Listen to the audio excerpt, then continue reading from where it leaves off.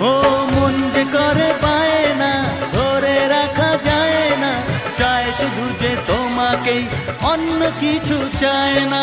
জানাই তোমাকে তা দুটি চোখের ভাষা,